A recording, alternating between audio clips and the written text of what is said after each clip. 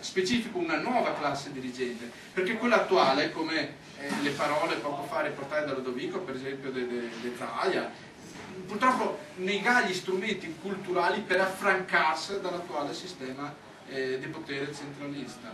E ha subito per troppi anni un condizionamento e un'abitudine, se vogliamo, alla servitù politica nei confronti dei potentati di questo paese, che sia a Roma, che sia a Milano, che sia a Bologna, ma che non sia sicuramente in Veneto, per poter essere in grado di emanciparsi politicamente e fare questo percorso. Ecco perché serve creare una nuova classe dirigente.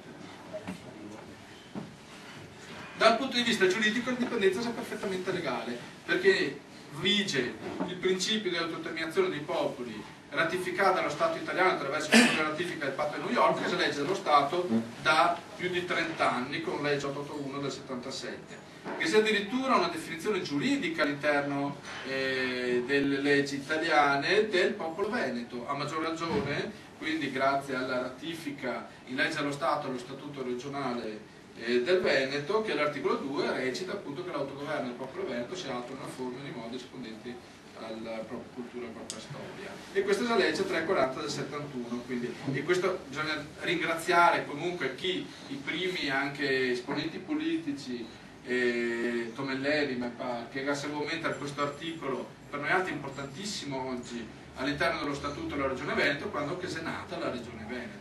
Qualcuno addirittura voleva mettere mano a questo statuto, oggi si sente richiami fortissimi in questo senso. Attenzione, stiamo attenti che non avvenga la cancellazione di questo articolo che per noi altri è fondamentale, perché siamo gli unici insieme al popolo sardo che nella legge italiana ha una dignità di popolo. In più da ormai quasi 3 anni c'è la legittimità della politica indipendentista. Questo perché si sta depenalizzando tutte le varie leggi che poneva come reato gli attentati contro la personalità giuridica dello Stato, tra cui in particolare diciamo, tutte quelle leggi che prevedeva l'impossibilità di attuare delle forme diciamo, di indipendenza. Adesso è possibile attuare delle politiche indipendentiste in modo pacifico, democratico e non violento. Questo passaggio è fondamentale perché ha eliminato quello che già era un reato di opinione, ma non è venuto dal caso, è venuto attraverso una pressione politica internazionale, perché comunque l'Italia fa parte di una comunità internazionale che è l'Unione Europea, che nel momento in cui c'era un dialogo partito per l'ingresso della Turchia nell'Unione Europea e che ha visto l'Unione Europea chiedere alla Turchia di eliminare le sue analoghe leggi per i reati diciamo, di opinione sul concetto di indipendenza dello Stato rivolte verso i curdi in quel caso, e che prevedeva in Turchia 15 anni di pena per chi che si proclamasse indipendentista, allo stesso tempo l'Unione Europea in silenzio che ha fatto presente all'Italia: attenti, in Turchia che dà 15 anni, dite che dà ancora l'ergastolo a chi che si proclama indipendentista. Ecco perché l'Italia ha dovuto eliminare queste leggi attraverso questa pressione della comunità internazionale. Indipendenza che abbiamo visto che sia possibile, abbiamo visto dei casi concreti poco fa, Kosovo, Montenegro e anche il mondo occidentale, Scozia, ma anche Fiandre, Catalunya e Scandi. L'indipendenza è una riforma facile, sembra paradossale, in realtà non è assolutamente paradossale, è la realtà, perché per autodeterminarci, per ottenere la nostra indipendenza, in termini numerici, concreti, basta che avremo una maggioranza in ogni altro livello. Poco meno di 2 milioni di voti, se andiamo a vedere, parlando della sola regione Veneto, come popolazione che ha diritto di voto, contro invece più di 25 milioni di voti per ottenere altri tipi di riforme. E perché 25 milioni di voti? Perché le riforme di questo tipo, diciamo di tipo autonomistico, federalistico, in Italia, attraverso diciamo, quello che sono i percorsi individuali della Lega Nord, delle forze dei partiti politici autonomisti, si quindi ottenere o una riforma di legge costituzionale, quindi con i 2/3 dei parlamentari, 700 parlamentari su 1000 che vota a favore, si immaginiamo con quale gioia i parlamentari vada ad attuare questa riforma di tutte le regioni diciamo, d'Italia, oppure la maggioranza assoluta dei parlamentari, quindi 500 parlamentari su 1000, seguiti dal voto della maggioranza degli aventi diritto di voto in Italia. Quindi Da questo punto di vista è estremamente vantaggioso ottenere in termini politici indipendenza. 2 milioni rispetto a 25 milioni c'è assolutamente un numero inferiore e c'è molta meno fatica a ottenere. Allora, abbiamo visto che avevamo gli strumenti giuridici, abbiamo capito che altre strade se vicoli ciechi. E in più, adesso che abbiamo anche una novità. Non siamo come 10 anni fa in cui magari questi gerappelli che magari cadevano nel vuoto. No, da 10 anni a questa parte si è cambiato qualcosa a livello anche se vogliamo del comportamento umano. Si è venuto degli sconvolgimenti che ha creato anche degli strumenti nuovi per poter ottenere queste effetti. Primo, l'organizzazione. I moderni sistemi organizzativi permette di ottenere risultati sempre più grandi attraverso dei gruppi composti da sempre meno persone.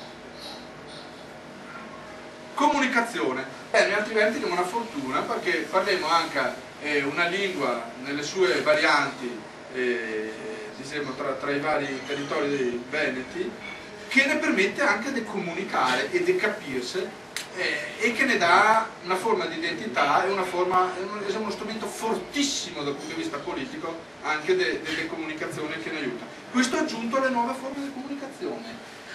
Non siamo qua per caso, non si va a costruire il PNV per caso, magari sta una strategia di comunicazione che ha previsto l'utilizzo delle nuove reti di comunicazione, internet, SMS e queste che genera anche il famoso passaparola. Questi strumenti di per sé cambierà un vero anche cambio di comportamenti a livello diciamo, mondiale questo e che creerà quel famoso fenomeno che è la viralità, che noi chiamiamo la pandemia moderna delle idee contagiose.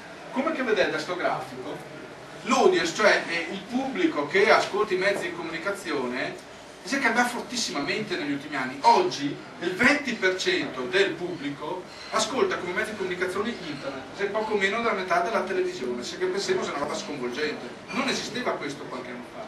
Che supera la stampa e sta per superare la radio. Durante il giorno, vedete che il grafico, quella linea che sei in alto, non c'è neanche paragoni, che è solo internet come mezzo di comunicazione. Oggi e qua in Italia. Facebook c'è un piccolo esempio. Su Facebook il PNV ha creato una rete in pochi mesi, in un mese o poco più, di migliaia di contatti.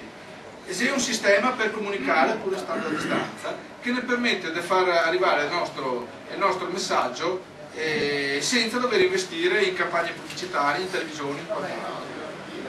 Ma esistono anche altri mezzi internet di questo tipo. Perché serve il Partito Nazionale? Serve perché altrimenti tutti questi obiettivi resterebbero alle premesse.